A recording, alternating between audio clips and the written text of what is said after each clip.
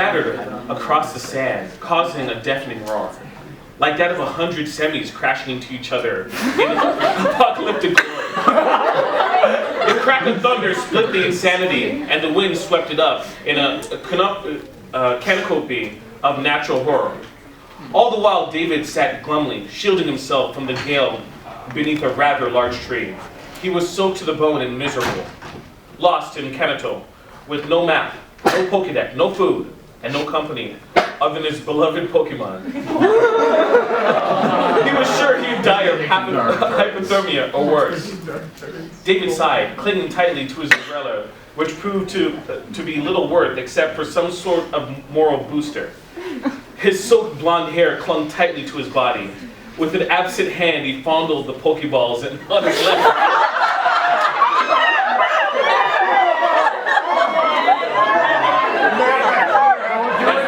That is the most subtle thing in this story.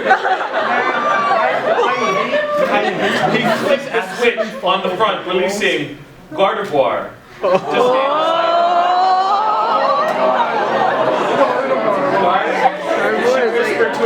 You know what? No, I'm fine, Gardevoir. I just wanted some to be with, he replied, barely audible to the young Pokemon above the rippling winds. A shallow tear formed on the rim of his red eyes, but was blotted out with the rest of the water that coagulated on everything within sight. She patted his shoulder. She was so cute, even for a Pokemon. Her thin hips swayed, her plant-like hair messed by the storm.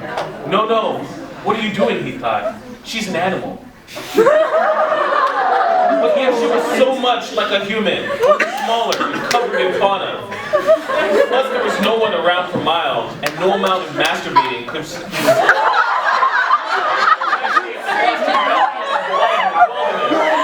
If only he could feel the flesh of a woman against his. He put his loving arm around his Gardevoir, held her close and whispered, Gardevoir, you know that I'm your trainer, right?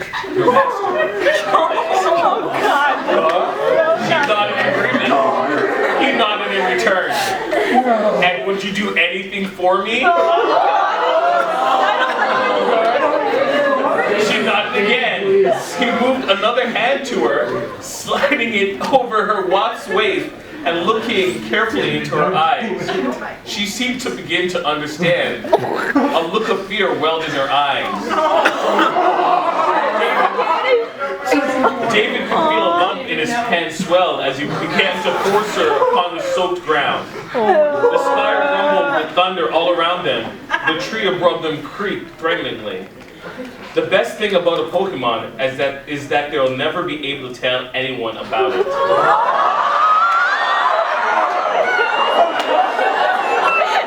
Should I continue? Pokemon abuse! Everything! In a flash, his pants were off, and he was atop her. She squealed and struggled, afraid to fight back because he was indeed her trainer. Her mind had a block in it. Via years of training, years of believing he'd never harm her, that he was her best friend. He ran his hand over her leafy posterior. A groping finger slipped in between, finding a hole. He knew little of Gardevoir anatomy, but knew that any hole would work. He plunged his rock-hard cock deep inside her anus. It was white hot. A wave of pleasure washed over him before the first stroke. Gardevoir screamed in pain, her precious anus being pulled 4 times its natural size. With each thrust, she screamed louder, but David couldn't hear it. The caress formed tightly over his shaft, gripping harder than his fist ever could. Before long, he finally came, filling her sphincter with seed, white mixed with black blood as he pulled out. Blood and feces dripped out. Do you want me to continue? The sight of Gardevoir laying there, whimpering, smeared with mud, blood, and cum, and her own feces unlocked something deep within David's soul.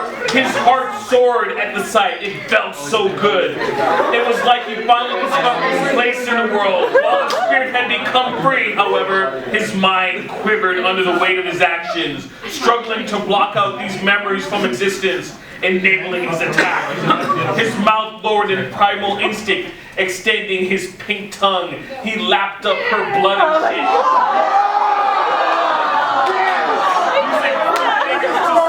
Himself. It was beautiful, the bitter taste of her food, and the blood was like magic to him.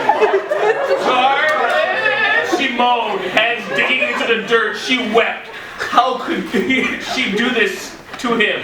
Pain was splitting her because of him. He said he'd never hurt her though. Maybe he wasn't. Maybe this was fine.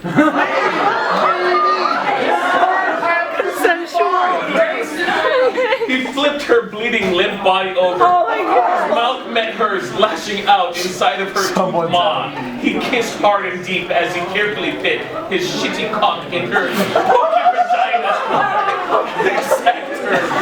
The head slid in easy and she whimpered. With a deft hand he massaged her clitoris. She tried to pull back to cry out, but he pushed into her harder. She screamed into his mouth. The vibration filled him with ecstasy. He violently penetrated her, and wave after wave of pleasure engulfed them both. It was beyond the realm of human understanding. Collapsing universes whirled about them, being born and dying in an external, idiotic firestorm.